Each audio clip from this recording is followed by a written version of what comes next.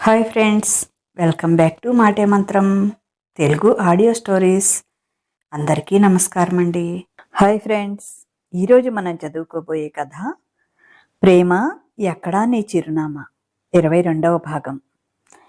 ఆకృతి తనే స్వయంగా వంట చేసి అభయ్ కోసం లంచ్ తీసుకుని వస్తుంది.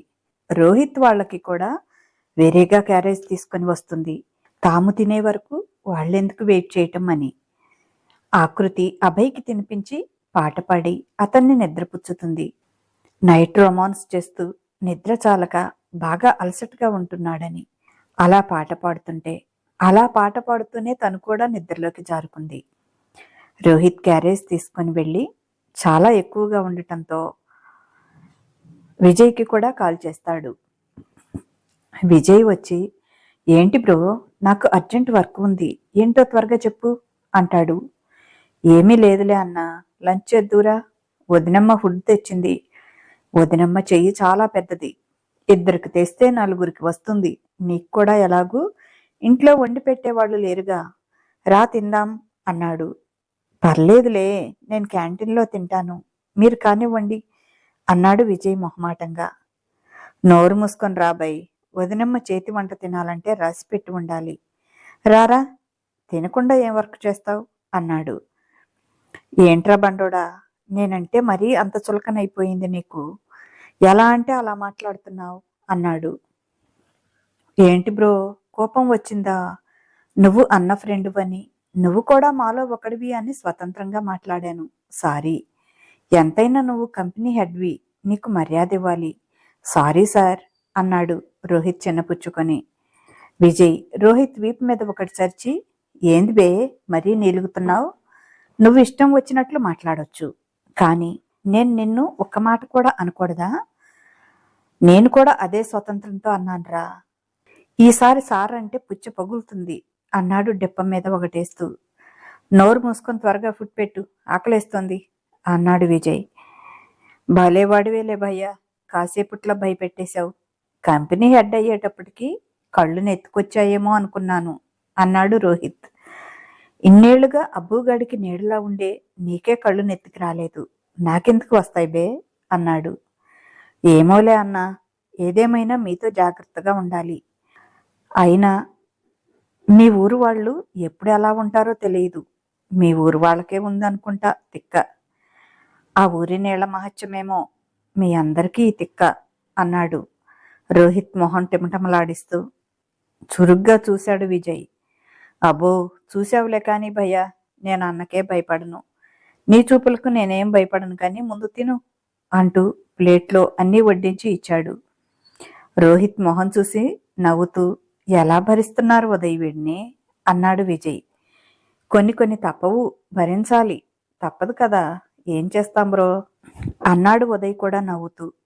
మీరెవరూ నన్ను భరించటం లేదు, నేనే మీలాంటి తిక్కశాల్తీలను అందరినీ భరిస్తున్నాను అన్నాడు ఉక్రోషంగా రోహిత్, కర్రీ అంతా తన ప్లేట్లో వంపేసుకుంటూ. ఒరే బండా, ఎంత కోపం ఉన్నా నలుగురు తినే కర్రీని ఒక్కడివే తినటం ఏం బాగాలేదురా అన్నాడు విజయ్ ఇంకా ఉడికిస్తూ. నాకు ఇంకా కోపం తెప్పిస్తే ఒక కర్రీనే కాదు, ఫ్రై, సాంబార్, రసం మొత్తం తినేస్తా. మీరు ఒట్టి అన్నం తినాల్సి వస్తుంది, జాగ్రత్త అని బెదిరించాడు రోహిత్. నీకో దండంరా బాబు, అల్ప ప్రాణులం, ఏదో ఈ రోజుకి మాకు ఒక కర్రీ అయినా ఉంచు, అందరం అదే సర్దుకొని తింటాం. రేపు చిట్టిని ఓ పెద్ద డేక్షా నిండా వండుకురమ్మని చెప్తాంలే అన్నాడు విజయ్. అంటే ఏంటి నీ ఉద్దేశం? నేనేమైనా బకాసురున్నా కుంభాలు తినటానికి? నీ మీద వదినమ్మకు చెప్తా ఉండు, నువ్వేం చేశావో చెప్తే తిక్క కుదురుతుంది నీకు అన్నాడు. ఓహో, చిట్టి నువ్వు చెప్పింది నమ్ముతుందా, అబ్బు చెప్పింది నమ్ముతుందా?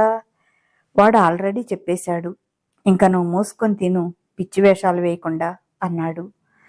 మనసులో ఈ బండాడు చెప్పినా చెబుతాడు అనుకుంటూ నవ్వుతూ అదంతా వింటూ తింటున్నాడు ఉదయ్.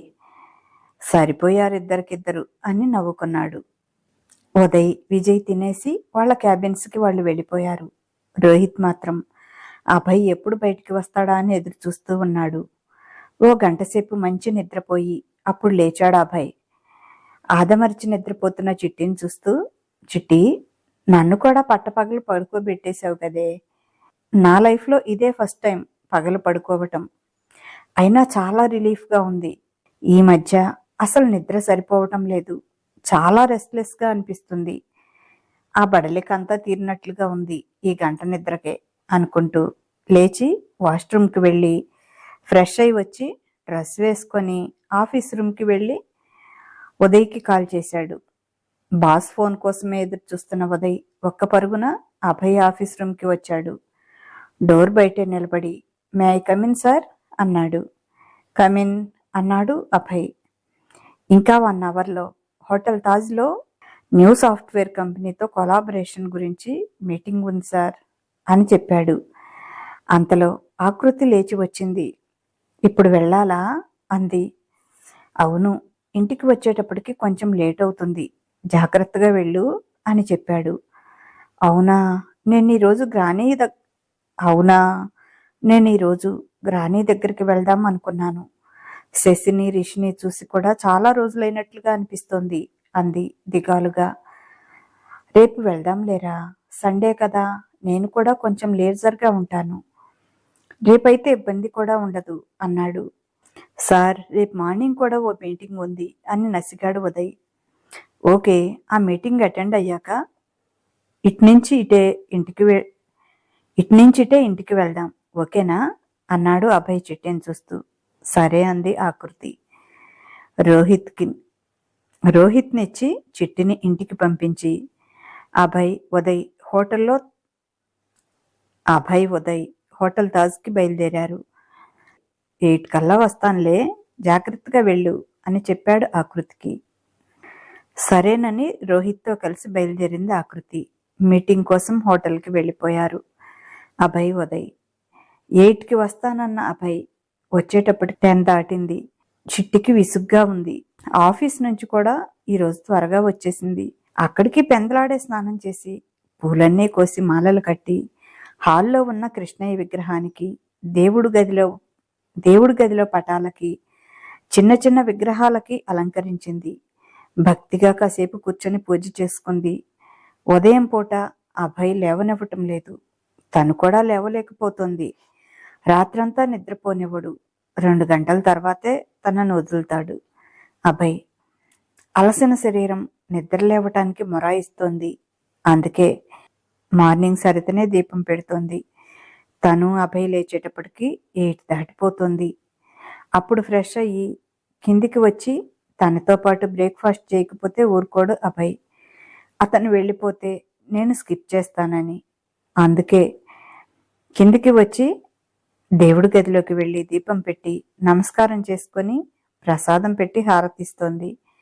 5 నిమిషాల్లోనే పూజ ముగుస్తోంది. అభయ్కి ఆఫీస్కి టైం అవుతోందని. అందుకే ఈవినింగ్ అయితే ఖాళీగానే ఉంటుంది తను. అందుకని ఉదయం మనస్ఫూర్తిగా పూజ చేయలేకపోతున్నానని క్షమించమని ఆ భగవంతుడికి క్షమాపణలు చెప్పుకొని సాయంత్రం పూట ప్రశాంతంగా పూజ చేసుకుంటోంది. ఈ మధ్య భక్తిగా 2 కీర్తనలు కూడా పాడింది. సరిత కూతురు కూడా ఆకృతి ఒళ్ళోనే కూర్చొని ఆమె చేసేదంతా శ్రద్ధగా చూస్తూ ఉంటుంది. పాట పాడుతుంటే తను కూడా ఆ అని దీర్ఘం తీస్తూ ఉంటుంది. అది చూసి మురిసిపోతారు సరిత దంపతులు. ఆ పాప ఆకృతికి చాలా దగ్గరయ్యింది. ఆ పాపే తనకి మంచి కాలక్షేపం. సరిత పని అంతా చూసుకొని ఇంటికి వెళ్లే వరకు ఆకృతితోనే ఆడుకుంటూ ఉంటుంది పాప.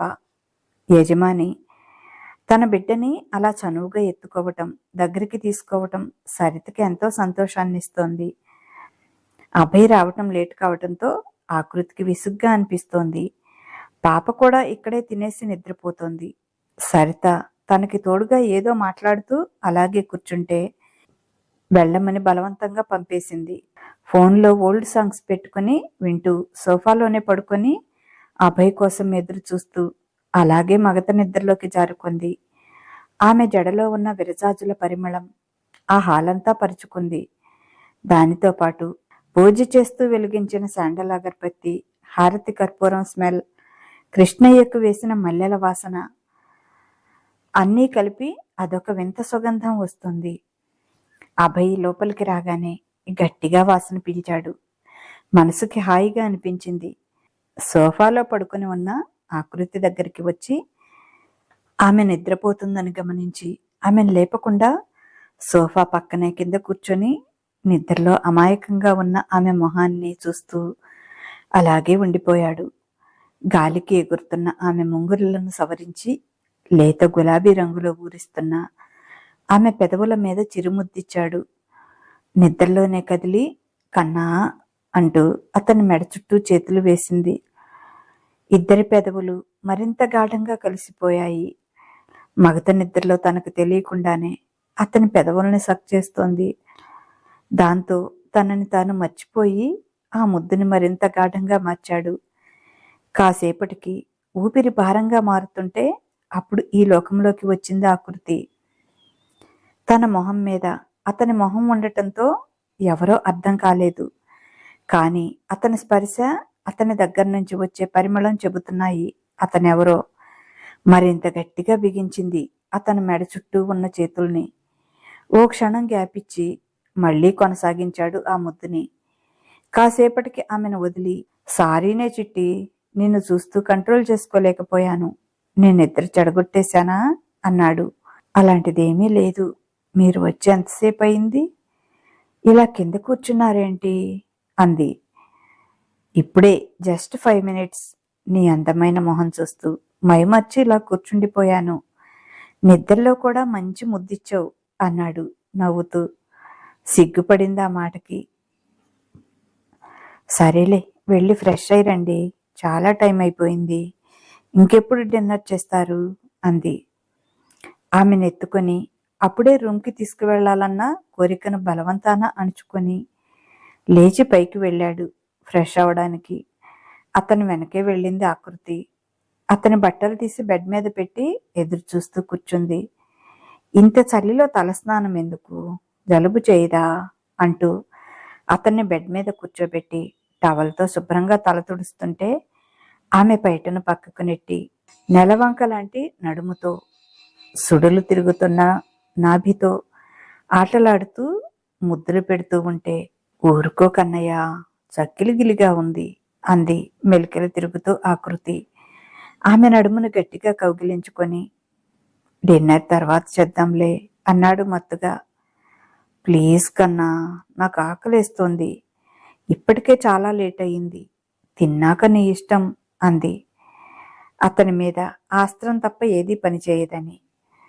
ఇక్కడికి తీసుకురానా అంది. వద్దు, కిందికి వెళ్దాం పదా. నువ్వు రెడీ చెయ్యి, నేను డ్రెస్ చేసుకుని వస్తాను అన్నాడు. కిందికి వెళ్ళి ప్లేట్లో వడ్డిస్తుంటే నైట్ డ్రెస్ వేసుకొని కిందికి వచ్చాడు అభయ్. ఇద్దరూ కలిసి డిన్నర్ చేశారు.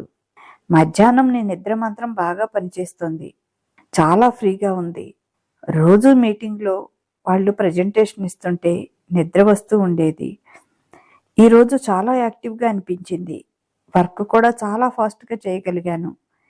ఇక నుంచి రోజు అలాగే చేయాలి అన్నాడు. అవునండి, మీరు చాలా రెస్ట్లెస్గా అనిపిస్తున్నారు. మీ మొహం చూస్తేనే అర్థమవుతుంది. ఆ కొంచెం సేపు నిద్ర తర్వాత ఎంత రిలీఫ్గా ఉందో మీ ఫేసు.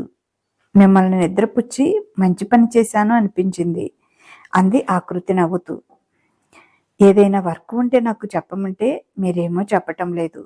నాకు ఎంత విసుగ్గా ఉందో తెలుసా? ఇంట్లో కూర్చొనైనా చేస్తాను కదా.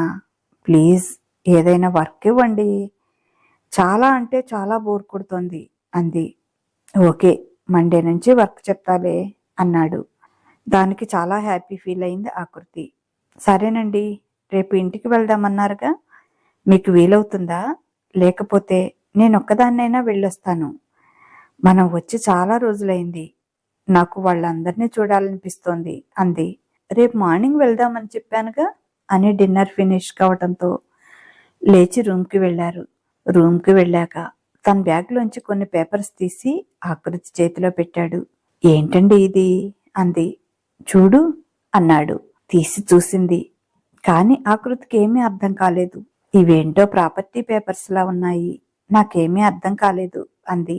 ఇది నీ ఆస్తి, మీ అమ్మా నాన్నల ద్వారా నీకు సంక్రమించిన ఆస్తి అని చెప్పాడు. అవునా? అమ్మా నాన్న అంటే నా రియల్ పేరెంట్సా అంది ఆకృతి. అవునరా, నీది మామూలు ఫ్యామిలీ కాదు, జమీందారు ఫ్యామిలీ. అందుకే నీలో ఇలా రాజసం, అందం కలగలిసి ఉంటాయి. ఆస్తి విషయంలో గొడవల వల్లే మీ అమ్మా నాన్న ఈ ఊరు వదిలేసి వచ్చి మా ఊర్లో ఎవరికీ తెలియకుండా తలదాచుకున్నారు.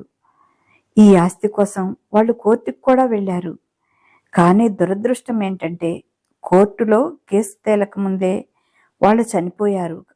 కాబట్టి ఆస్తంతా మీ దయాదులకు వెళ్ళిపోయింది. కానీ నా ఎంక్వైరీలో తెలిసింది ఇదంతా మీ ఆస్తి. ఆ కేసు వేసిన అతను మీ తాతయ్య అక్రమ సంతానం అని. అతనికి ఆస్తిలో ఎటువంటి హక్కు లేదు. కానీ మీ తాతగారి ఆస్తికి వారసుని, ఆయన కొడుకుని అని మీ నాన్న మీద కోర్టుకు వెళ్ళారు. అతను ఏదైనా చేస్తాడనే భయంతో వీళ్ళు దొంగతనంగా మా ఊర్లో ఉన్నారు అని తెలిసింది. చివరికి వాళ్ళ పాపం పండి కొన్నేళ్ల క్రితం వాళ్ళు కూడా మీ అమ్మా నాన్నలాగానే యాక్సిడెంట్లో కుటుంబం మొత్తం చనిపోయారు. అందుకే ఈ 100 కోట్ల ఆస్తికంతటికి నువ్వే వారసురాలిపైపోయావు. నీ ఆస్తి విలువ ప్రస్తుతానికి 1000 కోట్ల పైనే అని చెప్పాడు. ఆ అని నోరు తెరుచుకుని వింటూ ఉండిపోయింది ఆకృతి. విధి విచిత్రం కదా. 1000 కోట్ల జమ్మీకి వారసురాలివైనా నువ్వు కడుపు నిండా తిండికి కూడా నోచుకోక, ఎవరి ప్రేమకి నోచుకోక, అందరూ ఉన్న అనాథలా బ్రతికావు ఇన్ని రోజులు. కనీసం నువ్వెవరివో కూడా నీకు తెలియకుండా పెరిగావు. భగవంతుడి లీలలు విచిత్రం కదూ అన్నాడు. బికారివి అనుకున్న నువ్వు కోట్లకి అధిపతివి అయ్యావు అని తెలిస్తే ఇప్పుడు మీ జలగం ఏం చేస్తుందో అని నవ్వాడు. విరక్తిగా నవ్వింది ఆ పేపర్ల వంక చూసే ఆకృతి. ఇవి ఇప్పుడు నేనేం చేసుకోను? వీటి బదులు నిజమైన మా అమ్మా నాన్న నాకు దక్కి ఉంటే వాళ్ళ దగ్గర 1 రూపాయి లేని దరిద్రులైనా సరే నిజంగా చాలా సంతోషించేదాన్ని. భగవంతుడి లీల నిజంగా విచిత్రం. నాకు అవసరమైనప్పుడు నా చేతిలో 1 రూపాయి లేదు. నా మీద ప్రేమను చూపించేవాళ్ళు కూడా లేరు. ఇప్పుడు నాకు కొండంత అండగా నువ్వున్నావు, నీ ప్రేమ ఉంది. ఇప్పుడు ఇవి నేనేం చేసుకోను చెప్పు అని అభయ్ చేతుల్లో పెట్టింది. నా జీవితంతో పాటు వీటిని కూడా మీ చేతుల్లోనే పెడుతున్నాను. మీ ఇష్టం, ఏం చేస్తారో ఏం చేసుకుంటారో అంది. సరే, ఆలోచిద్దాం. ఏదైనా ట్రస్ట్ ఏర్పాటు చేసి అనాథలకి, పేదవాళ్ళకి ట్రస్ట్ ద్వారా సహాయం చేద్దాం. నీకు ఓకే అయితే అన్నాడు. మీ ఇష్టమే నా ఇష్టమండి. మీరు ఎలా అనుకుంటే అలా చెయ్యండి. నా నుంచి ఎటువంటి అభ్యంతరం రాదు మీకు అంది. సరేలే, ముందు కోర్టుకు వెళ్ళి ఈ ఆస్తిని స్వాధీనం చేసుకోవాలి. తర్వాత ఏం చేయాలి అనేది ఆలోచిద్దాం. ఈ ఆస్తిని అమ్మటం నాకైతే అసలు ఇష్టం లేదు. ఎందుకంటే ఇది మీ అమ్మా నాన్న గుర్తుగా నీకు సంక్రమించింది. వాళ్ళ పేరుతోనే ఏదైనా మంచి పని చేద్దాం అన్నాడు. ఆ మాటకు చాలా సంతోషించింది. కోట్ల కొద్దీ డబ్బు ఉన్నా కూడా భార్య తెచ్చే కట్నం కోసం ఎదురు చూసే చాలామంది మగవాళ్లలో తన భర్త ఆణిముత్యం లాంటివాడు. 1000 కోట్ల డబ్బు వస్తున్నా అది తను తీసుకోవాలి అనుకోవటం లేదు. నేను మాత్రమే కావాలనుకుంటున్నాడు. ఎంతమందికి ఇలాంటి అదృష్టం ఉంటుంది? భగవంతుడు 20 సంవత్సరాల పాటు నా ఆనందాలన్నీ తీసుకున్నా మిగిలిన జీవితమంతా నా జీవితాన్ని ఆనందాలమయం చేశాడు. ఈ అభయ్ని నా జీవితంలోకి తీసుకువచ్చి అని మురిపెంగా అతన్ని చూస్తోంది. ఏంటి, సైట్ కొడుతున్నావా అన్నాడు ఆమెను మీదకి లాక్కుంటూ. నా మొగుడు నా ఇష్టం, సైట్ కొట్టుకుంటాను, ఏమైనా చేస్తాను అంది అతని మీసాలు పెదవులతో పట్టుకుని లాగుతూ. నువ్వెలా చేశావంటే నాకు వెంటనే మూడొచ్చేస్తుంది అంటూ ఆమెను పక్కకు దొర్లించి ఆమె మీదకి చేరిపోయాడు. మెడ మీద ముద్దులు పెడుతూ మీసంతో గిలిగింతలు పెడుతుంటే కన్నా అంటూ కిలకిలా నవ్వుతూ అతన్ని అల్లేసుకుంటుంది జాజితీగల. ప్రణయసాగర మథనంలో మరో మధురమైన రాత్రిని జతకలిపారు.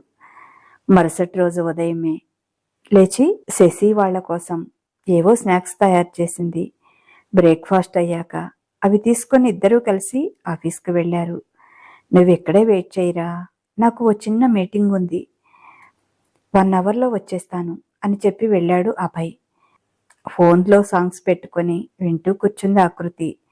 అన్నట్లుగానే 1 గంట తర్వాత వచ్చాడు అభయ్. ఇద్దరూ కలిసి ఇంటికి బయలుదేరారు. రిషికి శశికి కూడా ముందుగా చెప్పలేదు సడన్ సర్ప్రైజ్ ఇవ్వాలని. కానీ ఇంటికి వెళ్ళేటప్పటికి అక్కడ పరిస్థితి మామూలుగా లేదు. ఇంతకీ ఏం జరిగింది తెలుసుకోవాలంటే నెక్స్ట్ ఎపిసోడ్ వినండి. By by. ఇదండి కథ. ఎలా ఉంది? మీకు నచ్చిందా? ఇంతకీ అభయ్ వాళ్ళ ఇంట్లో ఏం జరిగింది? ఎవరికైనా ఏమైనా అయిందా, లేకపోతే ఇంకా ఏమైనా జరిగిందా? అది తెలుసుకోవాలంటే నెక్స్ట్ ఎపిసోడ్ వరకు వెయిట్ చేయండి. ఈ రోజుకైతే ఈ కథ విన్నారుగా, ఓ లైక్ ఇచ్చి ఓ చిన్న కామెంట్ పెట్టండి. మన మాటే మంత్రం మన స్మిత స్టోరీస్ని సబ్స్క్రైబ్ చేసుకోండి. మీ ఫ్రెండ్స్కి కూడా షేర్ చేసి చదివించండి. ఇక ఉంటాను. బాయ్. మీ లక్ష్మి గంట.